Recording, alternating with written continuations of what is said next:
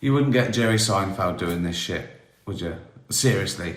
I mean, and you're probably glad of that because it is.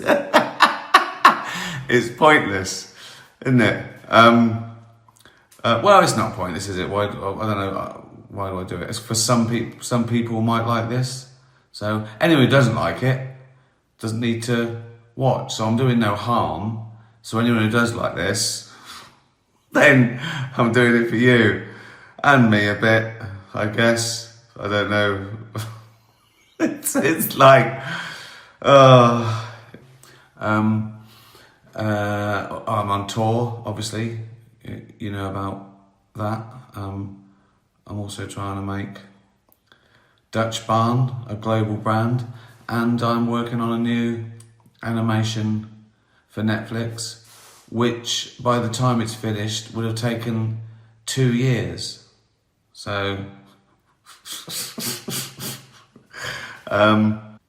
did Vienna, big arena in Vienna. That was the weather was lovely. 48 hours wandering around, and the gig was fantastic. It still blows my mind that I can play a country where English is their second language and 15,000 people come out and understand it. It's great in Europe as well. I think they treat comedy in general with a bit higher status than we do in England and America. Because I hear we're sort of like, we're clowns, aren't we? Sort of performing monkeys, most of us.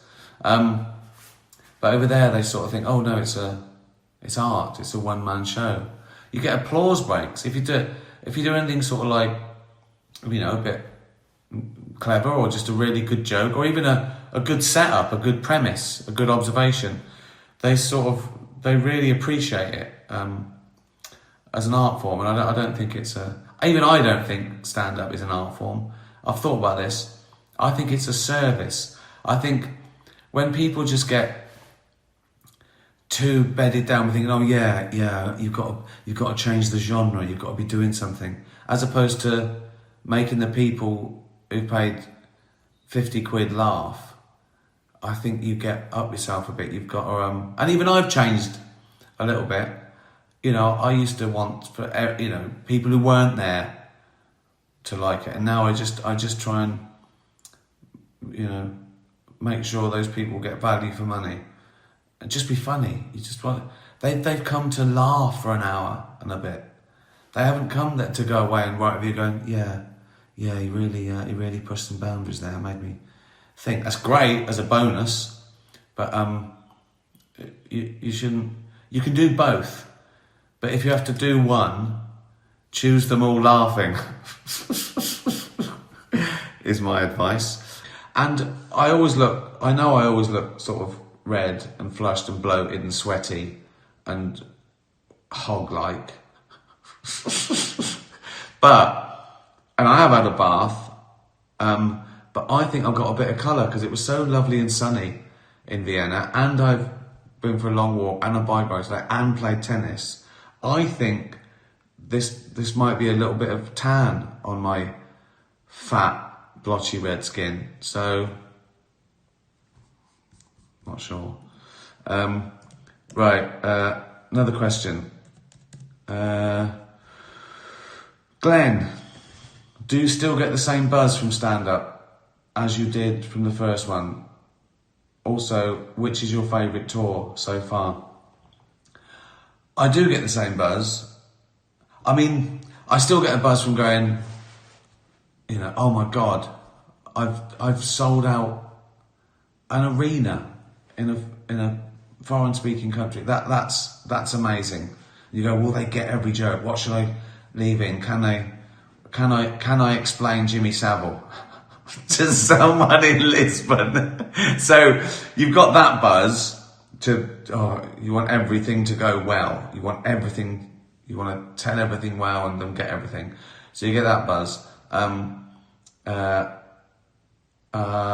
My favourite bit is still probably the warm-ups, when you're just trying anything and it doesn't matter. You just go out there and you go crazy, and that sort of always goes well, because even if you do something that doesn't go well and you go, that was shit, and you think about it, they're laughing at you struggling and introspecting, and they know no one else is going to see that. So I can't wait to finish. I love this tour, but I can't wait to finish this tour so I can start again in a little theatre with my comedy chums, just we muck around for an hour backstage. What have you got? What are you doing? Oh God, that's good. Or you go, oh, I've got nothing. I'll see what happens. So I love that. So no, if anything, that part feels as fresh and exciting as it ever did. Maybe even more so. The starting again bit, the trying stuff out. And then there's the excitement of all the usual things, like going to wonderful places, selling out arenas that no one else has. Yeah, I do like breaking the odd record. What's your favourite tracks, albums you've been listening to lately? Oh my God, you're going to just hear the same old ones I've been listening to since 1970. I mean, I still do listen to those every day, you know, on a plane, on a train, not in a car, actually. In a car I listen to XFM classic rock. So, yeah, that's what you're dealing with. I still listen to the old boys, Bowie, Radiohead, Cat Stevens, Neil Young, Bob Dylan, all those. Some you might not have heard of, that I listen to regularly. I think I listen to Sun Kill Moon the most the last few years. This is mesmerising. I love it, that things he sings about Check out Sun Kill Moon, anything. Just put in YouTube, Sun Kill Moon. And Red House Painters, another sort of version of him. Bon Iver, Sodven, sort of indie folk stuff.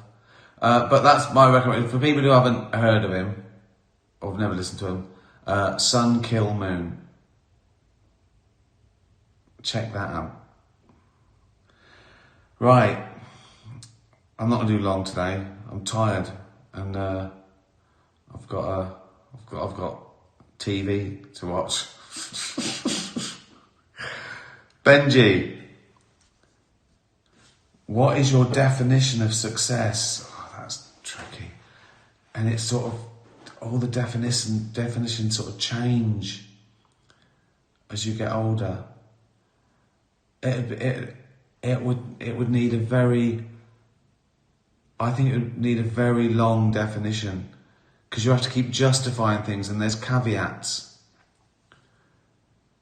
I've probably got it honed down to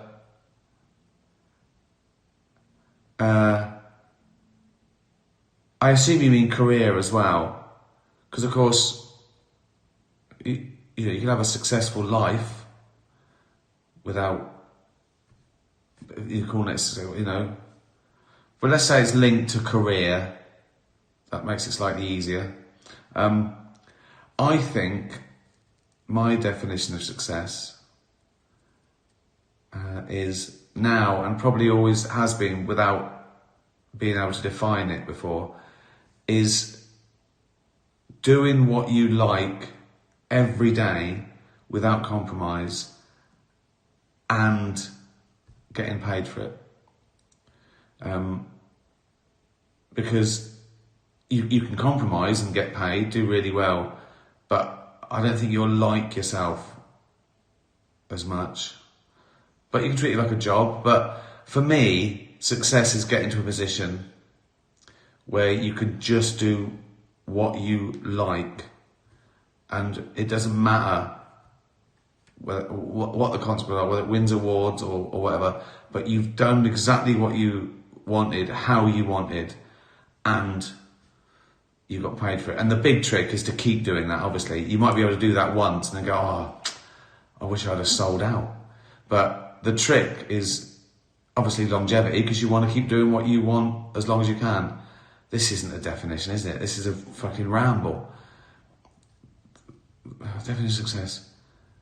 To do what you love, how you want, and it pays the rent. Fucking hell. Oh, tough question that, Benji. Wasn't it? Yeah. Foxy agrees with me. His name's Fat Eric, by the way. Bobby King. What's your favourite joke from all your Golden Globe appearances? Oh, right. One sprung to mind straight away. So that's probably two. I've got two, I think.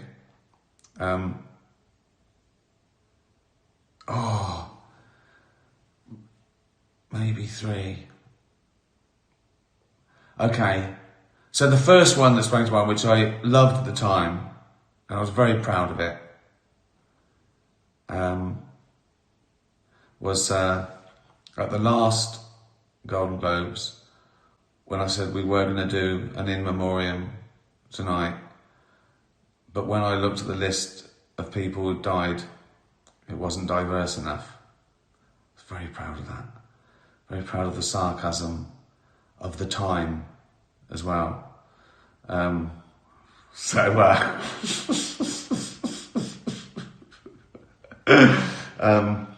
Caitlyn Jenner joke about she didn't do a lot for women drivers.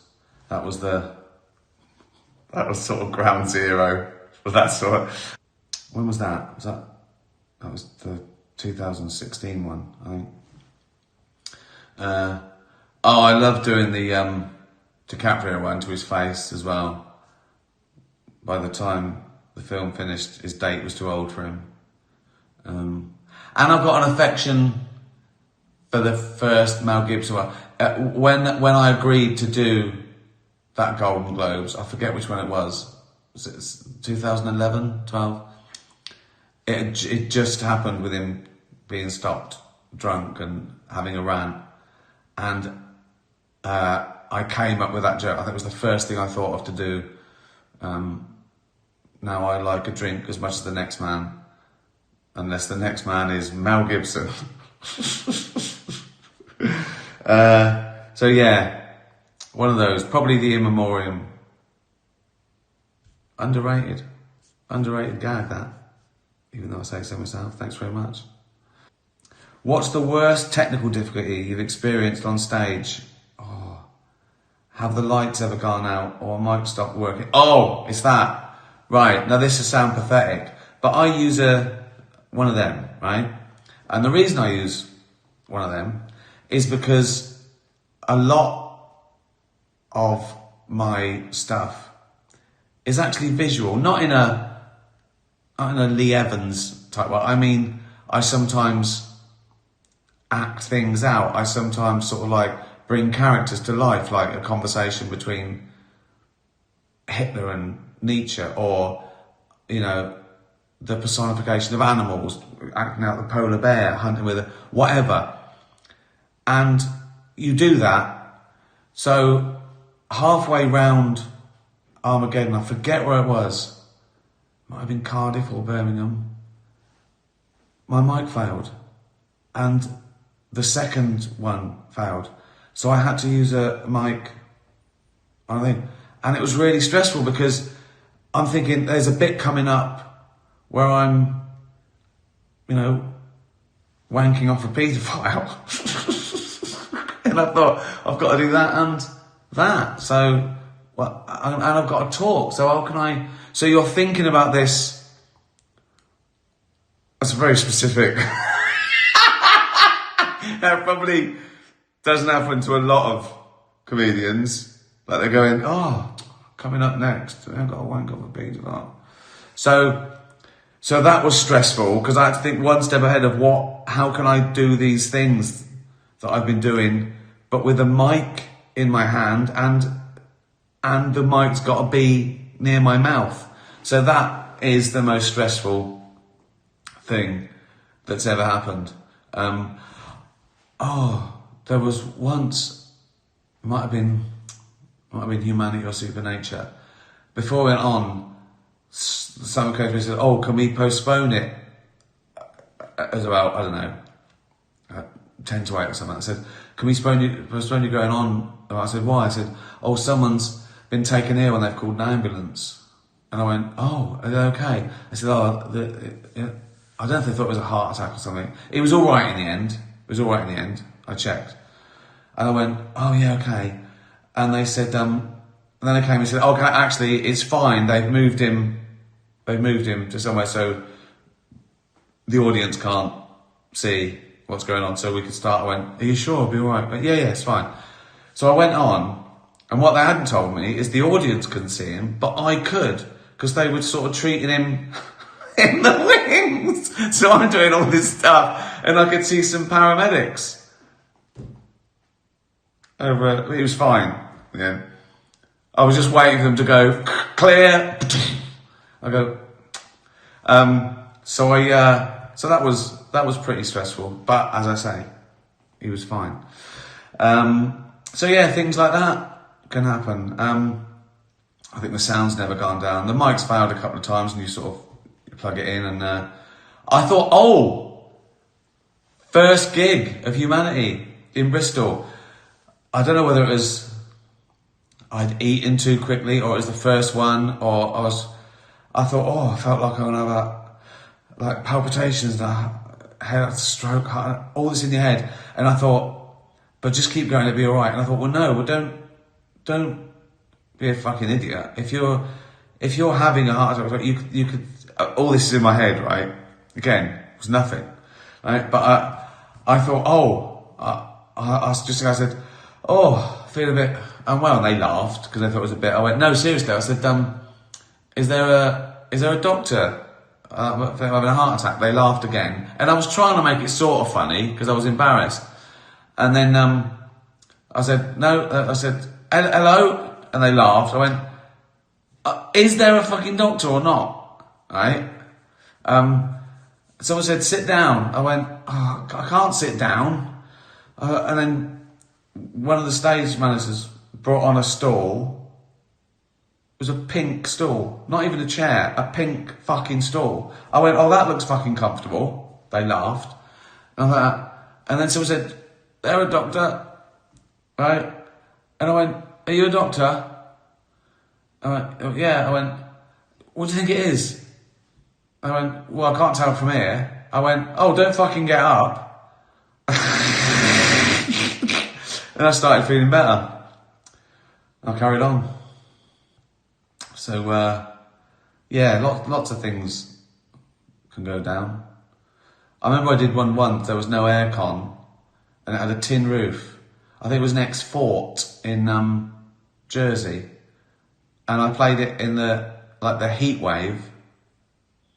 It was 32 degrees, the weather. So inside it was ridiculous. I can't even imagine what it would have been. About 120. That was tough. That was fucking tough. But you get through it, don't you? Dutch Barn are doing a Spirit of Comedy competition. We're trying to find the next big thing. The prize is £5,000, and you get to support me at Wembley Arena.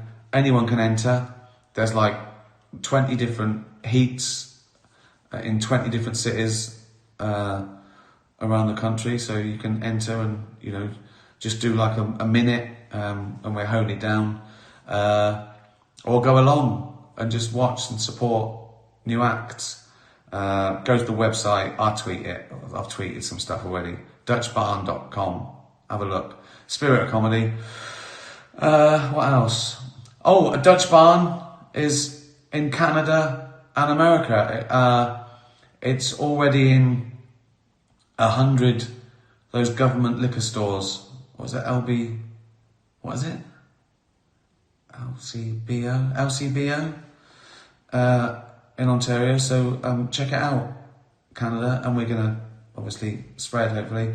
And it lands in New York and a few other sort of northeastern, Washington and New Jersey next week. So please, but if you're in Ontario or New York, New Jersey next week, buy a bottle or just take a picture and tell me it's here.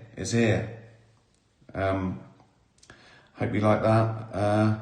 And I've just announced a brand new country I've never played before, Italy.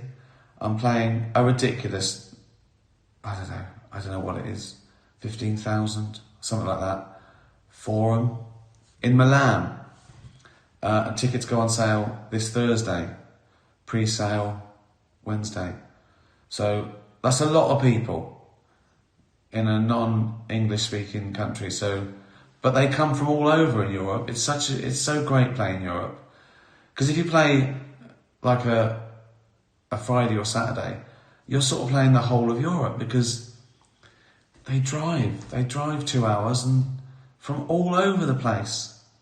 So yeah, please come and see me in Milan. Make a weekend of it. Beautiful place. See me. Go home. Be nice to animals. Tatty bye. Say bye-bye, Foxy. Oh, fuck's sake. Fat thumbs. Oh, for fuck's sake. Say bye-bye.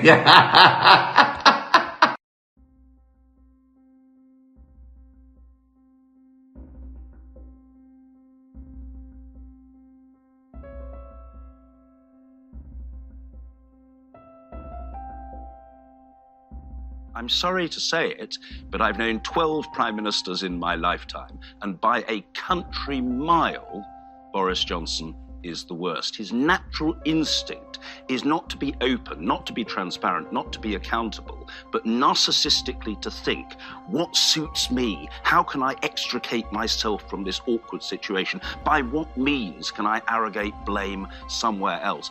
This is way below the standard that the British public are entitled to expect. And when people say, well, isn't it important that we focus on the big issues rather than on wallpaper or the cost of a flat? I suppose the answer to that is this. If there isn't a basic level of trust in the most senior minister in the government, it's very difficult to operate a democratic polity at all. That's the problem. This guy stinks in the nostrils of decent people. So the Prime Minister didn't spot that he was at a social event. That's the excuse, isn't it? Come off it. I mean, how stupid does the Prime Minister think the British people are? The worst of it is, he's already managed to completely destroy Allegra Stratton's career. He's tarnished the reputation of Lord Geit, and now he's making fools of every single MP who cheered him earlier. Every single one who goes out on the radio and television to defend this shower of shenanigans. Would it not be absolutely despicable if, in the search for a scapegoat, some junior member of staff ends up losing their job, but he kept his? I'm grateful as ever, Mr. Speaker, to the right honourable gentleman. I think a former member of the Conservative Party, as I understand it. But I'm grateful to him for his party political advice. I don't agree with him, Mr. Speaker. I've come to this House to make amends, to explain what happened on May the 20th and to apologise. But, Mr. Speaker, I really think that, with all humility, I must ask him to wait for the result of the inquiry, where he will have abundant opportunity, Mr. Speaker, to question me again and to make his party political points again. But until then, Mr. Speaker, I'm going to ignore his advice. You've got our rules. Unless you're the Prime Minister. Political satire, isn't it? I don't get political. I feel like it though. I'm getting angrier and holding it all in more and more. Even live, I don't really get political. I think I've been naive. I've hit that age where I go, well, they're all fucking lying, shitty little fucking corrupt twats who was just lying in their own part. And I just think, I thought there was good guys and bad guys. But now I just think they're all little fucking shits. Is that political? Is that some really nuanced insight into the workings of society? Greedy little fucking posh twats. Good, that's why I don't get political. How can you arrest him for saying he likes bacon? Have a look at what you can get arrested for chanting in Britain. I'm not resisting. I'm just trying to...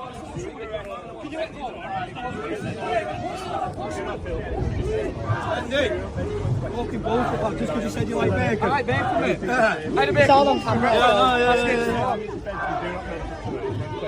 What's the offence? What's the offence? And what's that? Public order. And what's that? You're not allowed to say you like bacon butties around here, lad. Can you explain that to me, please? Yeah, so it's anything that might be perceived to be racially abusive. Mate, listen, a full English breakfast, yeah? What does that consist of? Well, I'm not discussing, so what, hey? What about the wanker sign you did? You're in the corner here. So, Alright, let's move on then. Scum. Ben, take it easy. Can't put him in, you have to hold him here until... He'll be out in no time. Just wait here, just wait him here. Just stop there, stop. Are you with the other cereal? Sorry. No, I'm just with the boss. So apparently, you can't say, I love bacon. I love bacon. Well, you know what? I'm sorry, but I'm going to go out on a limb here, and at the risk of getting denied entry the next time I try and land at Heathrow, I love bacon too. What absurdity to have the police force have those discussions with their citizens. It's terrifying, but it is all political. It's Orwellian. It's like we were saying at the beginning of the show with Lucy Connolly. Britain has turned into this weird kind of Orwellian dystopian state where they will arrest you for the most ridiculous things. Well, I think your question is to do with the cancel culture. Could it be, would people allow it to do that? I think so, probably, with a bit of negotiation. Because even then, I'd sometimes have to talk people down. I go, this is fine. This is irony. Or no, this is okay. No, that's the point of that language. That's the, no, it's not racist. He's a racist. So I still had explaining to do in the year 2000. Also, cancel culture is sort of, don't worry about it now, it's done. They tried. But you wouldn't want it to be the same, because The Office, I think, was good because it was a keen observation about the etiquette of the time and what it was like to be in office in 2000. So it couldn't be the same because things are different now. Could the equivalent be done? I think so. I don't know. I don't know what it'd be like now trying to get all those things passed through, but it couldn't be the same anyway, and you wouldn't want it to be the same because you sort of want to reflect the world, really, and the world's changed a bit. Yeah, I'd still give it a go. I'd try my hardest. Stop that now. We are freedom of speech. I know, but freedom of speech. We've got freedom of speech. Freedom of speech. Two-tier police. Freedom of speech. Two-tier police. Two-tier police. You don't even know what fascist is, mate. We've had free speech for a very, very long time in the United Kingdom, and it will last for a very, very long time. Well, no, I mean, certainly we wouldn't want to reach across US citizens, and we don't, and that's absolutely right. But in relation to free speech in the UK, I'm very proud of our history there. My name's Frank McGuinness. I come from Britain's oldest colony. I was born in Dublin and grew up in the occupied north of Ireland. I'm here to suggest three things. The first is that the British Empire, or the so-called United Kingdom, is in a crisis. The crisis of Zionism is a crisis of this state, because this state is backing the genocide. The Brits are at it again. They are once more enacting a genocide. The second thing I am here to suggest is that the Palestinian people have a right to use armed force to resist the apartheid state. We must all loudly proclaim our support for the Palestinian right to use armed force in self-defense against the genocidal fascist regime. And the third thing I'm here to suggest is that we are all anti-Zionists now. There is no space for anyone to continue identifying with that fascist ideology. We must say it loud and clear. Zionism is fascism. We are all anti-fascist. We are all anti-Zionist.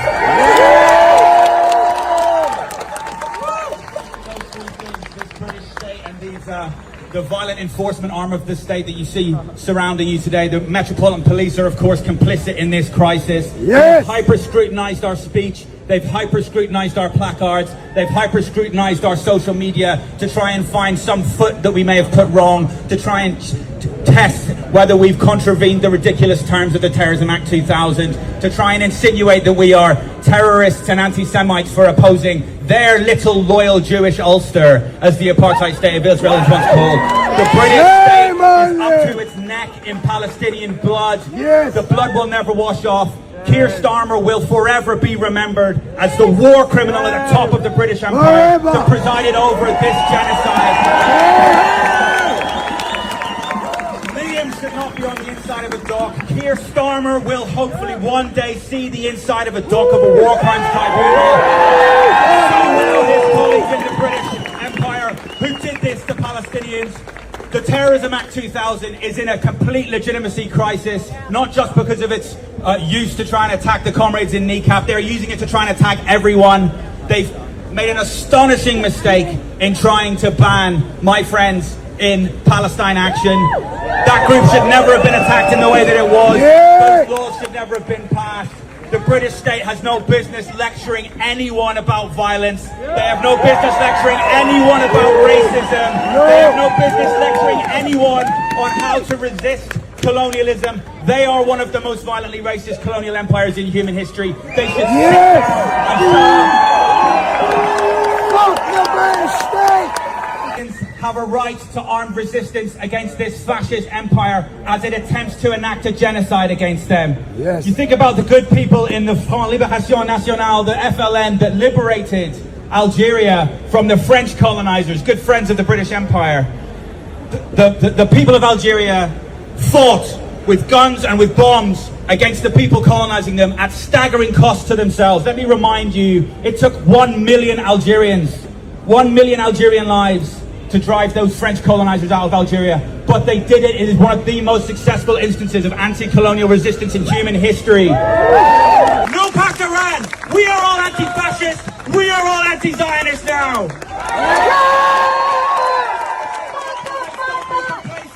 Do not be complacent. Your government, our so-called government, the British Empire that colonized my homeland and that colonized Palestine is at it again. They're engaged in the mass murder of Palestinians because they're viewed as a racial threat to the demographic purity of their little loyal Jewish Ulster. We must not be complacent. Coming to this rally is not enough. We must escalate our opposition to their genocide until it is definitively defeated, until a ceasefire is called, and from there we must dismantle the apartheid state of Israel and consign it to the dustbin of history. Glory to the resistance and its martyrs. Shoki Allah! And it's just a happy song. It was one of those songs that just make you immediately, it just makes you smile, doesn't it? Maybe, unless you're going through terrible trauma. I mean, if you've just been hit by a train and you're crumpled up, you lost your feet and you're screaming, you're losing a lot of blood, probably wouldn't do the trick. Quickly, wait, listen, morphine is better in that. But given an average day, right, that song will make you feel a little bit happier. As I say, extreme trauma. It won't cut the mustard.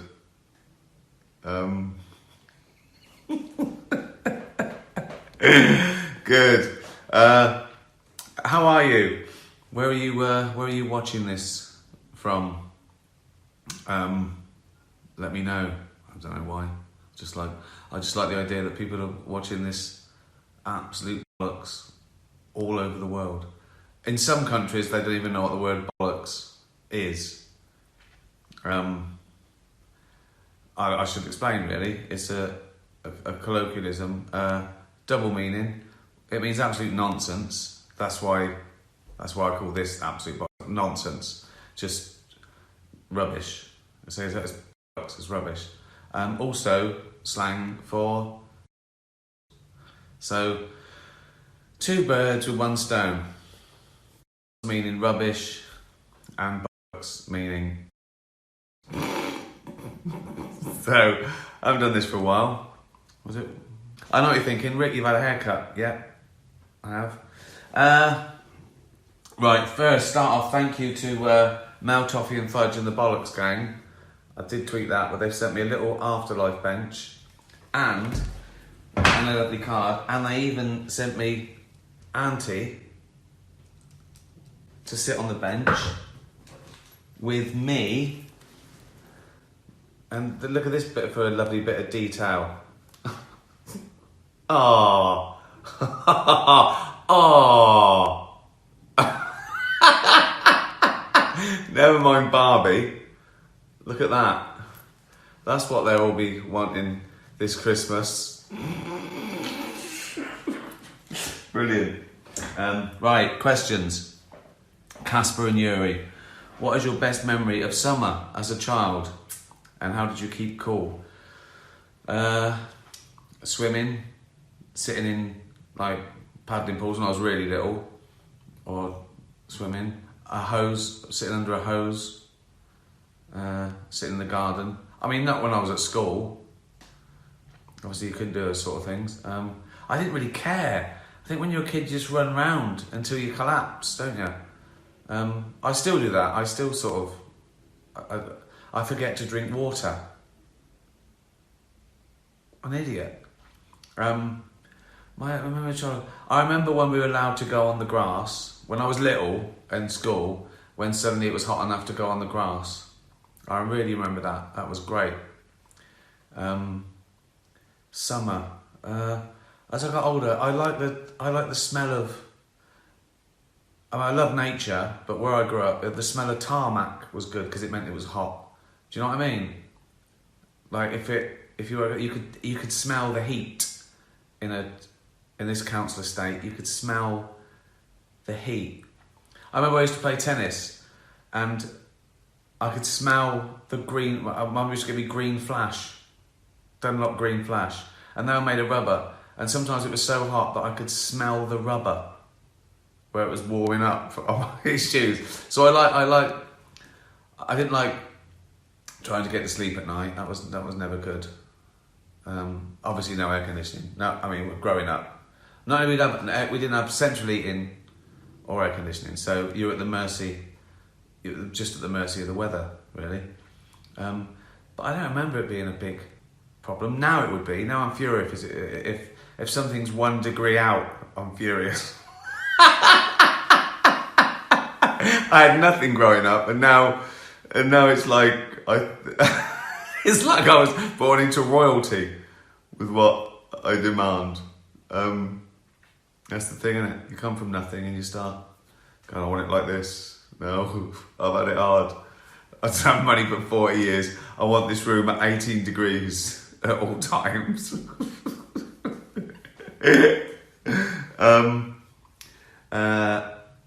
Bonfires. I remember my mum doing a bonfire on a Sunday.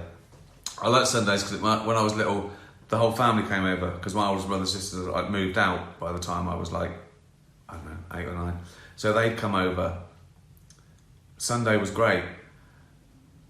I remember getting up Sunday and the bath was like full of water and my mum had made jellies and cakes to keep them cool for everyone coming over having trifle.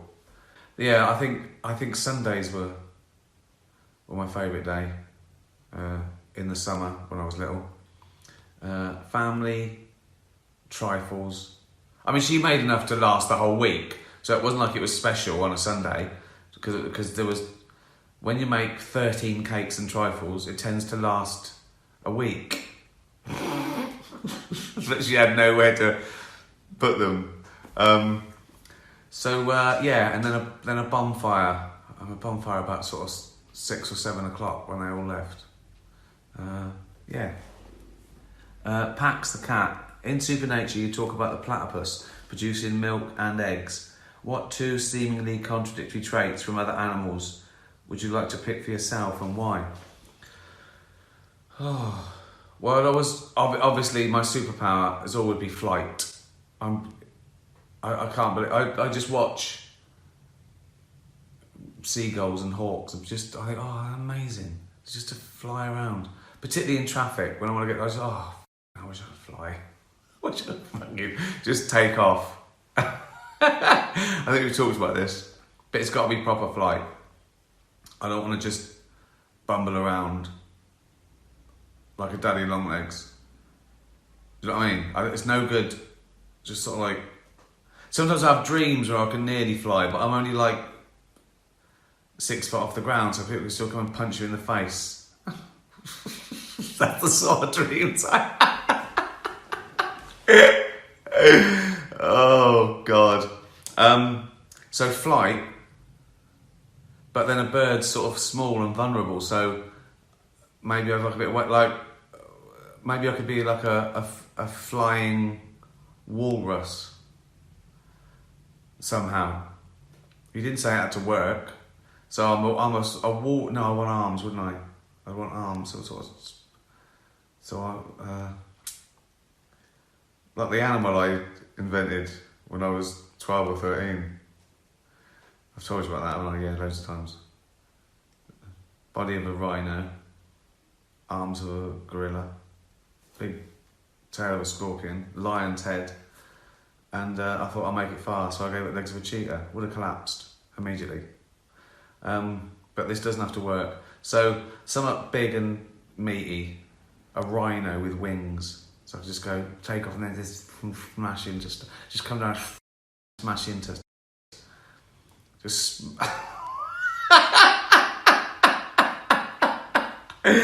Oh God, there might be something wrong with me. I've been practicing improv comedy on camera at home, and I end up worrying that I might offend someone. How do I stop this feeling? Because I really want to get over this hang-up. You shouldn't worry about it because you can't help it. You will offend someone. There's someone in the world, there's nothing you can say that someone somewhere in the world will find offensive. Often it's faux offence, they just want to be heard. You can't worry about them. If you don't go out of your way to offend someone, it's ridiculous. You'll end up... It's impossible. It's impossible to do anything funny where someone somewhere goes, oh, I don't... Because everyone's different. There's 100 things you can talk about, and everyone's fine with 99 of them, and they get offended by one. You can't second guess them. So you just got to get over that. If someone wants to be offended, they will be, and they'll do it and let you know. They'll do it to stitch you up because they're not happy in some way. So you can't worry about that. And if you haven't gone out of your way to offend, there's nothing you can do. You don't know who you're dealing with. You don't know. You know, I've talked about this. Whatever you talk about, if you went out and said, hands up who's had this terrible thing happen to them, and they put their hands up, you went, anyway, I'm going to do it, then that's something. But you don't know those people, you don't know what they've gone through. It's mad to try and second guess. Everyone's gone through something. So there wouldn't be... If you had to do a comedy show when no one could be offended, you couldn't do it. So just don't worry about it.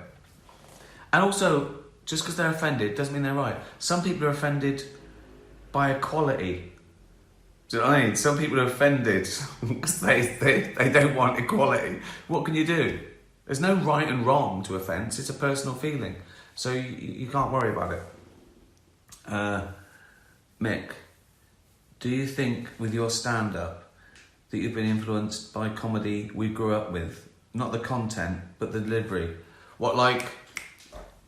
I think I know what you mean. You mean... yeah, I think I know what you mean. That sort of stand-up swagger, put down... I've been influenced by those guys like Groucho Marx, if that's what you mean. I think I think I have. I've always liked that sarcastic delivery. So yeah, you can't help it. You can't help being influenced, and then you make it your own. And it's there's never one influence. If you're influenced by one person, that's like a tribute. You're influenced by 50, so you make a new blend. But I do like that sort of sarcastic, ironic. You know, those guys that show that it's not best to be the cleverest bloke in the room, where they go out there with swagger, but they're the butt of the joke. I've always liked that sort of thing, yeah. Deborah, what has been your biggest professional disappointment? You have had many successful ventures, but which one did you think you would have done? You think you could have done much better? Well, obviously my pop career. If you mean that ever, that's the biggest. That's the biggest thing. Because I gave up. That's why it's a big thing. I just gave up. And the big mistake I made, I wanted to be a pop star. I was 18 or 19. I should have wanted to be a musician. So when I came to this, I wanted to be a writer director, not just a celebrity or an actor or whatever.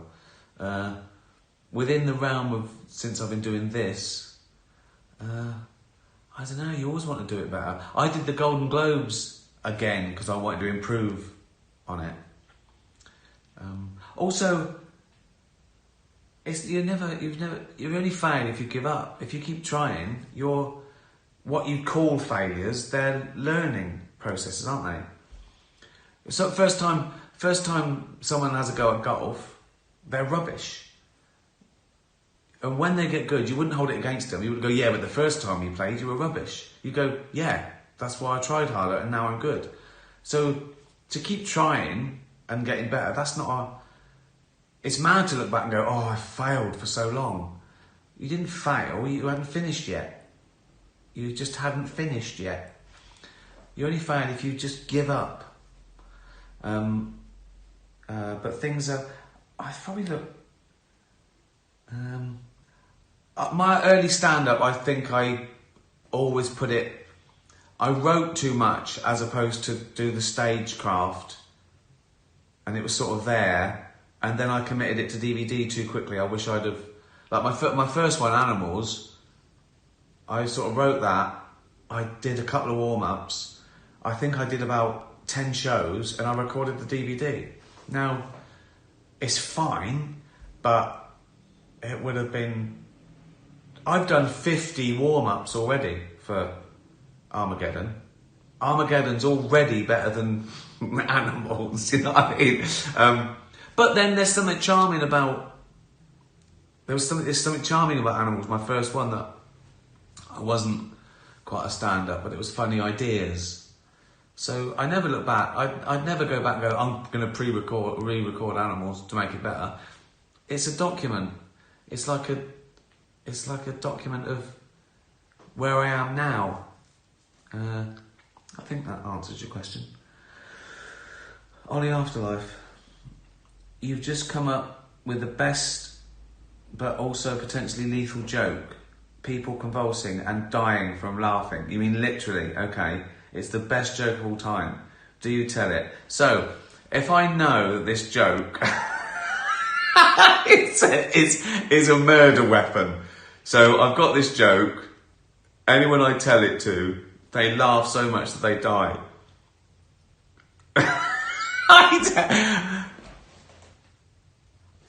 This is terrible. I mean, the answer should be no, of course not. But it's tempting, isn't it? Just people you don't like. Hey, mate. Sorry, we've had our differences, but they tell them the joke.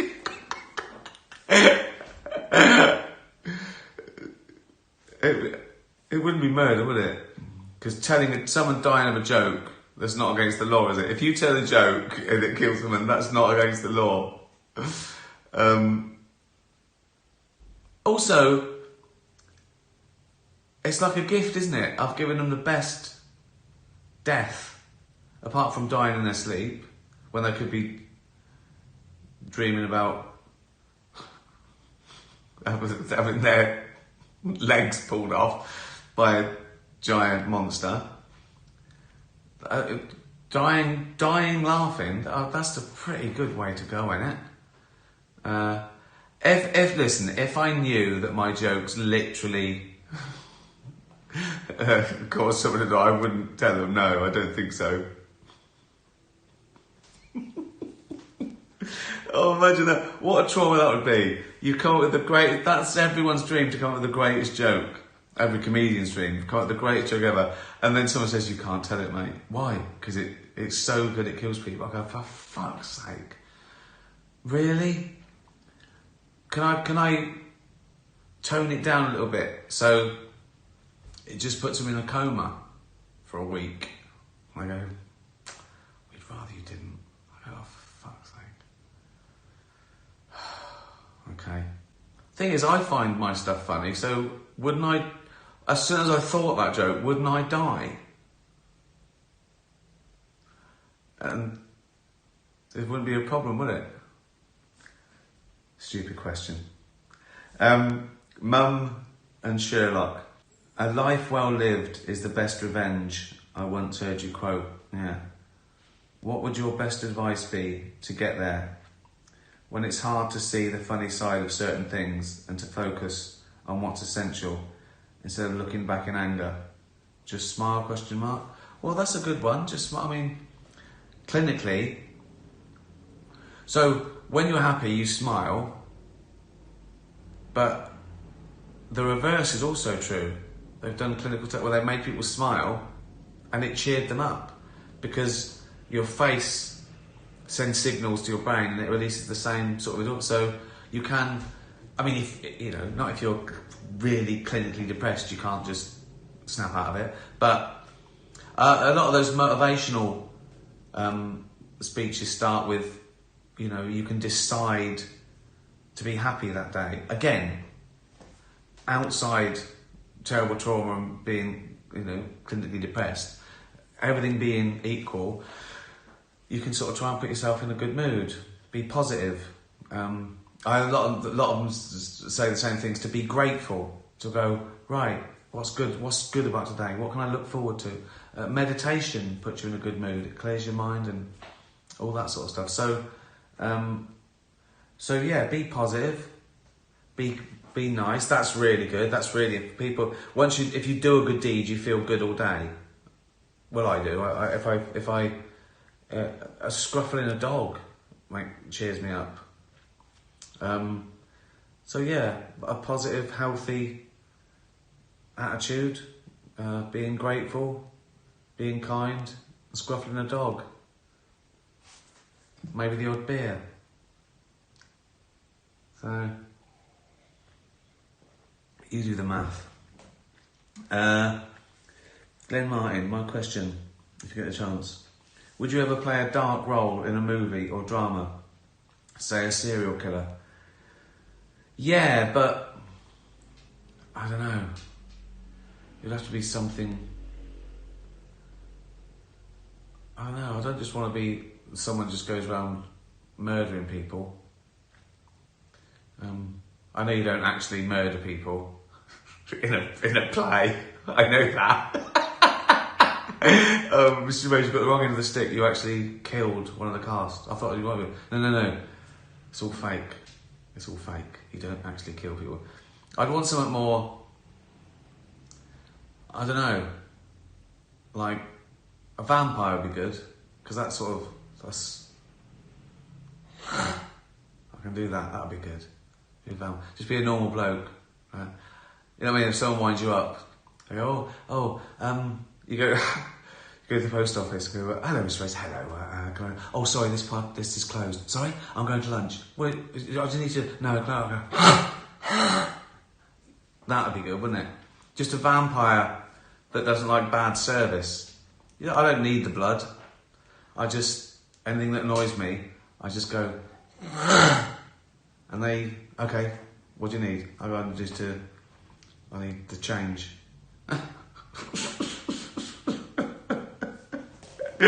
Yeah. It's not an affliction, isn't it, being a vampire? People are scared about it. I don't get bitten and become a vampire. But then once you've gone through that, you're set up for death. Not set up for life, set up for death, but for an eternity. I'd know in my luck I'd be a vampire and I'd feel guilty. I'd be vegan. Like a fucking idiot. They go, you fucking idiot. Oh, I know. What are you going to do? Just going to go and just creep in when they're asleep and steal their lentils. That's the worst vampire. Well, that's how I feel. I'm sensitive. You're a fucking idiot. I know. But I'm sorry. I don't agree with the bite in the neck. Charlie the cat. If we throw a party when you die, what is the one song you'd want us to play? You can't choose Bowie or say you don't care since you'll be dead. That's a good one, isn't it? That's a good one. You'd want something that would put them in floods of tears, wouldn't you? What would that be? I haven't thought about that. I haven't thought about it.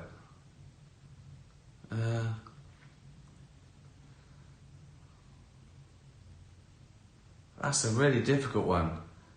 Because a song's often got just one message, isn't it? Oh. I have to come back to that. I'll think about that. If you had the attention of the whole world for 15 seconds, what would you do or say? These are getting hard, these questions. So, does it make a difference? Like, can I choose? I assume you mean like, and so I'd have a good result. Like, if you could tell 7 billion people one thing, even if there was not a lot of take-up, it would still be an important message. So things like, go vegan to save the planet, because the deforestation and the fact that we cause so much harm to the environment by breeding cattle to feed a few, and it takes like 10 times the amount of water, that sort of thing.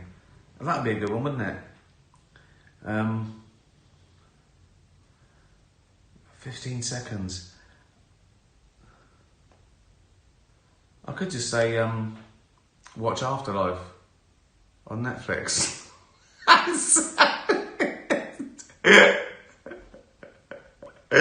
So it would either be a message to save the planet for future generations, or watch Afterlife on Netflix. I haven't decided which, yeah. But again, let me think about it.